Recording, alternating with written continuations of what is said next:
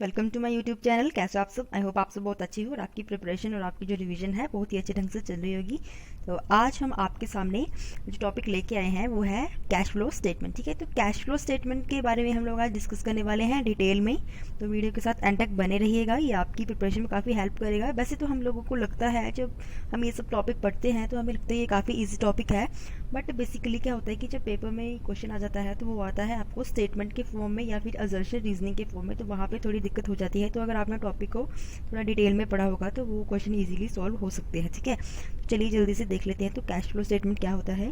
Basically cash flow statement किसी भी business में कैश या फिर कैश इक्विवेलेंट्स का जो भी फ्लो होता है उसमें क्या चेंज हो रहा है उसके बारे में इंफॉर्मेशन प्रोवाइड करवाता है। ठीक है, इसमें 3 टाइप्स की एक्टिविटीज़ को हम लोग इन्वॉल्व करते हैं, that is operating, investing and financing activities. ठीक है, और कैश फ्लो के बारे में हमारे IAS जो है हमारा इंडियन अकाउंटिंग स्टैंडर्ड वो 7 में उसके बारे में डिस्कस किया गया है।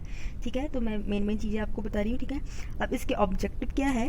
तो क्या करता है ये कैश और कैश इक्विवेलेंट के जो इनफ्लो या आउटफ्लो को बताता है किसी सर्टेन पीरियड में। ठीक है, जो कि ऑपरेटिंग एक्टिविटीज़, इन्वेस्टिंग एक्टिविटीज़ और फाइनेंसिंग एक्टिविटीज़ में जो हम मेंटेन करते हैं। ठीक है, उसके बाद है information through the cash flow statement is useful in assigning the ability of any enterprises to generate cash and cash equivalents and the need of the enterprise to utilise the cash flow. ठीक है, तो किसी भी enterprise में cash का जो या फिर कैश जनरेट करना या कैश इक्विवेलेंट को जनरेट करने की या उसकी नीड है क्या है, ठीक है, उसको यूटिलाइज करने के बारे में ये बताता है। उसके बाद है taking economic decision requires an evaluation of the ability of an enterprise to generate cash and cash equivalent. ठीक है, तो कैश और कैश इक्विवेलेंट को जनरेट करने की जो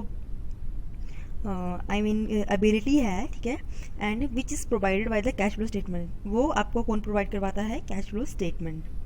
उसके बाद है कौन कौन से पॉइंट्स आपने याद रखने हैं। That is cash flow statement was previously known as the fund flow statement. ठीक है, कैश फ्लो स्टेटमेंट को हम लोग पहले फंड फ्लो स्टेटमेंट के नाम से जानते थे, अब इसे हम कैश फ्लो स्टेटमेंट के नाम से जानते हैं। कैश फ्लो स्टेटमेंट क्या इंक्लूड करता है? Only inflows and outflows of cash and cash equivalents. It excludes transaction that do not directly affect cash receipt and payments. मतलब कि इसमें सिर्फ कैश का जो इनफ्लो है या कैश का आउटफ्लो या कैश इक्विवेलेंट्स, ठीक है, उन्हीं को इसमें इंक्लूड करते हैं। और जिन चीज़ों में, जिन ट्रांजैक्शन में डायरेक्टली कैश जो है वो इन्वॉल्व नहीं होता है या कैश रिसिप्ट या पेमेंट नहीं होती है, उनको हम लोग इसमें शामिल नहीं करते हैं।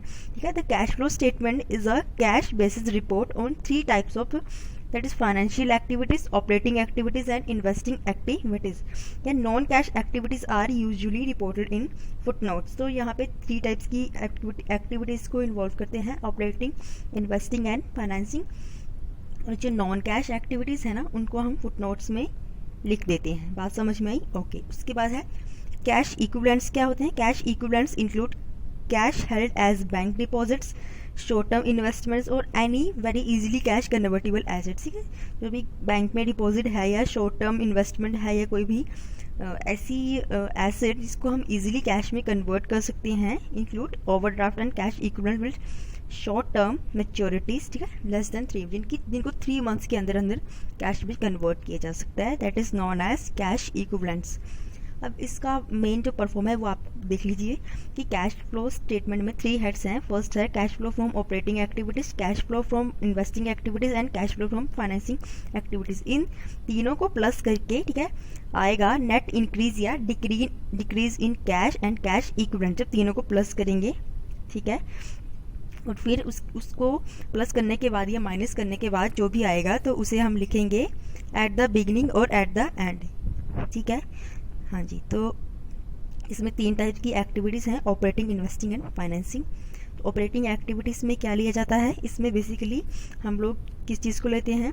The operating activities of the CFS include only sources and uses of cash from business activities. ठीक है, बिजनेस एक्टिविटीज़ में कैश का जो सोर्स है या कैश का जो यूज़ है उसी के बारे में हम लोग इसमें इंक्लूड करते हैं। बेसिकली ऑपरेटिंग का मतलब है कि ऑपरेशन है ना, कि जो भी ऑपरेटिंग या ऑपरेशन, बिजनेस के ऑपरेशन से कैश जनरेट होता है उसे ऑपरेटिंग एक्टिविटीज़ में या जो भी कैश पेमेंट होती है, ठीक है। In other word it reflects how much cash is generated from the companies product और सर्विसेज, यानी कि कंपनी के प्रोडक्ट और सर्विसेज से कितना कैश जनरेट हुआ, इस चीज़ को कहाँ पे पता लगता है, वो लगता है ऑपरेटिंग एक्टिविटीज़ में।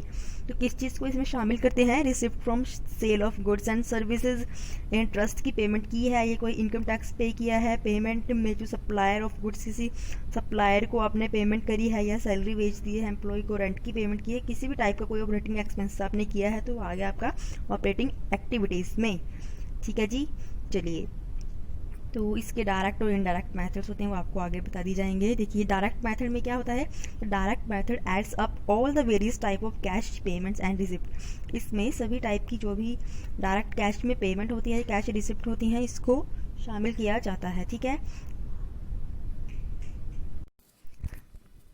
जी। तो कैश फ्लो स्टेटमेंट में हम लोग ऐड करते हैं कैश पेमेंट जो कि सप्लायर्स को डायरेक्ट की होती है या किसी कस्टमर से कैश की रिसिप्ट की है या कोई भी सैलरी के रूप में जो भी कैश बाहर जा रहा है, दैट इज़ उसे हम डायरेक्ट मेथड में इंक्लूड करेंगे, ठीक है। तो इसमें बिगिनिंग और एंडिंग के बैलेंसेस को हम लोग इंक्लूड करते हैं और उससे नेट डिक्रीज या फिर नेट इंक्रीज को उसका पता हम लगा सकते हैं, ठीक है। तो ये हो गया हमारा डायरेक्ट मेथड। तो डायरेक्ट मेथड को आप देख लीजिए कि किस तरह से इसका फॉर्मेट है, आपको क्वेश्चन तो नहीं आएगा, जस्ट एक देख लीजिए, जैसे कि ऑपरेटिंग एक्टिविटीज से आएगा पहले तो जो भी रिसीव किया है या कैश पे किया है डायरेक्टली उस चीज़ को लिखेंगे, जो पे किया है उसको माइनस करेंगे और जो रिसीव उसे प्लस करेंगे, एंड देन उसमें उसको लिख देंगे net cash from operating activities, वो आ गया हमारा, ठीक है। उसके बाद इन्वेस्टिंग से आएगा एंड देन फाइनेंसिंग से, फिर तीनों को प्लस करके बिगिनिंग या एंडिंग का बैलेंस हम लोग कंक्लूड यानी कि यहाँ पे निकाल लेंगे, ठीक है।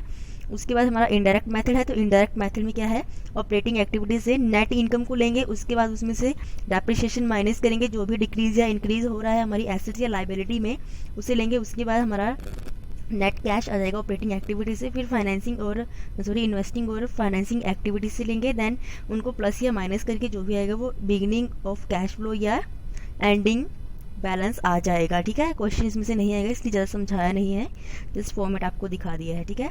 तो अब दूसरे हमारा cash flow from investing activities. Investing activities का मतलब है इसमें किस चीज़ को इंक्लूड करते हैं, any sources and usages of cash from companies investment, ठीक है। कंपनी की इन्वेस्टमेंट जहाँ भी है जिससे कि आपको कैश मिल रहा है, ठीक है, तो उसे कहा जाएगा cash flow from investing activities. तो जैसे कि आपने परचेज ऑफ या फिर सेल ऑफ एसेट, आपने कोई एसेट को परचेज किया है या सेल किया है, बेसिकली इन्वेस्टिंग का मतलब आपकी एसेट्स में कोई भी इन्वेस्टमेंट हुई है, या आपने कोई लोन लिया है, लोन दिया है, या कस्टमर से किसी टाइप की पेमेंट या कुछ भी मर्जर एक्विजिशन, इस टाइप की चीज़ों को कहाँ पे हम लोग ऐड करते हैं, इन्वेस्टिंग एक्टिविटीज़ में, यानी कि कैश इक्विपमेंट एसेट्स वगैरह या इन्वेस्टमेंट से रिलेटेड चीज़ों को हम लोग इन्वेस्टिंग एक्टिविटीज़ में इंक्लूड करते हैं। Cash changes from investing are cash out item, ठीक है, जहाँ पे हम लोग कैश को कुछ खरीद रहे हैं, मीन्स कोई एसेट को परचेज कर रहे हैं तो वहाँ पे क्या होगा, कैश आउट होगा, और किसी चीज़ को बेच रहे हैं, एसेट को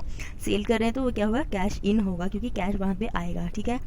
तो वो ये हो गया। उसके बाद है cash flow from financing activity. Financing का मतलब कि जहाँ जहाँ से फाइनेंस मिलेगा, जो जो रिसोर्सेज हैं कैश के कंपनी के पास, तो जैसे कि यहाँ पे है कैश फ्रॉम इन्वेस्टर्स और bank as well as the uses of cash pay to share holders, payment of dividends, payment of stock repurchase and the repayment of debt principal loan are include in this category, ठीक है। इसमें जहाँ पे भी आपको cash means जहाँ पे finance आपको मिलेगा या जहाँ पे आपको कैश की पेमेंट करनी पड़ेगी इन द फॉर्म ऑफ किसमें, डेट के रूप में या फिर किसी डिविडेंड के रूप में, ठीक है, तो उसे जब भी हम पेमेंट जब मिलेगी या आप कैपिटल रेज करेंगे तो वो कैश इन का केस होगा, जब जो हम डिविडेंड वगैरह पे करेंगे तो वो कैश आउट का केस होगा, ठीक है।